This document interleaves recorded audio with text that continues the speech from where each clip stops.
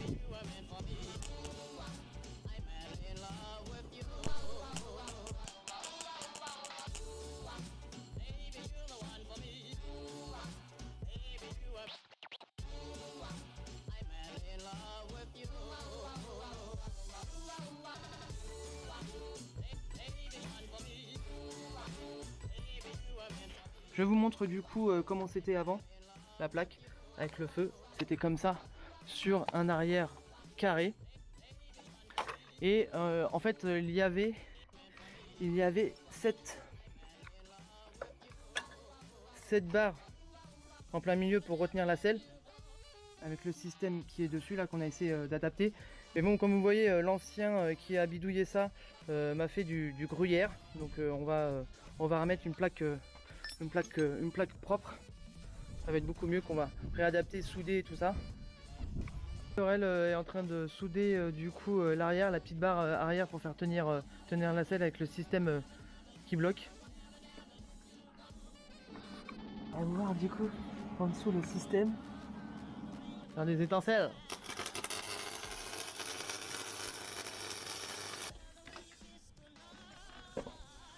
Ça a l'air de marcher. Fonctionner, pardon. Donc elle a fait ces deux petits points pour maintenir. Après on va du coup poncer par le dessus. Poncer. Je me fatigue tout seul moi. On va souder par le dessus.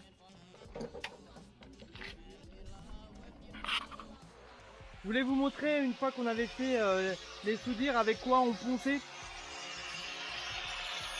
Du coup c'est un disque exprès pour poncer les métaux.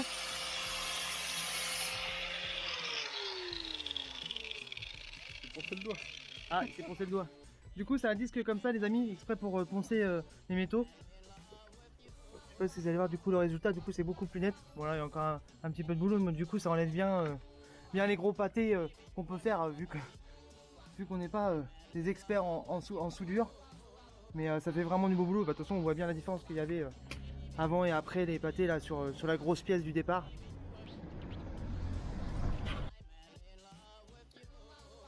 Après coup, mastiquer parce que l'étain, la barre d'étain, en fait, c'est tout un boulot. Hein, on n'est pas du domaine. Donc du coup, on a mastiqué. Là, on a juste posé, laissé sécher séché depuis hier, donc c'est bien dur. Après on verra bien, je ponce ça et je vous refais une petite vidéo pour vous montrer comment ça fait bien clean une fois fini. Voilà du coup le ponçage effectué. Du coup c'est bien lisse. Plutôt assez content du résultat. Bon c'est pas parfait mais pour une première fois que je fais ça, ça rend plutôt pas mal.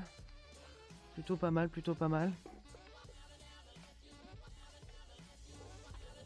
Donc là je vais nettoyer tout ça et faire le premier passage peinture. Voilà, j'ai effectué la première couche de peinture. Franchement le rendu il est vraiment pas mal. Pas mal du tout. Je vais faire une deuxième couche.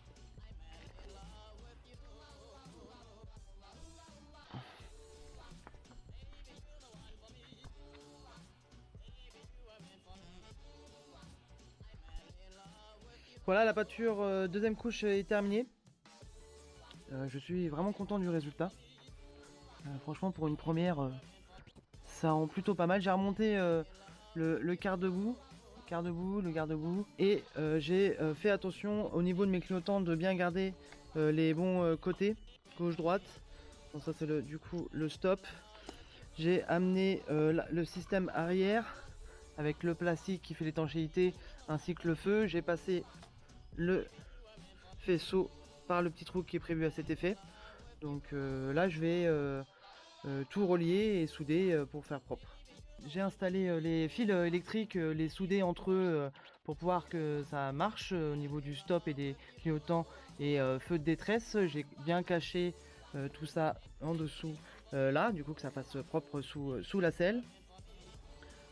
Et vous allez voir du coup le résultat. Voilà. Feu stop, clignotant de chaque côté et de détresse. Je vais vous allumer pour que vous puissiez vous en rendre compte, mais je crois que ça rend pas forcément top en vidéo.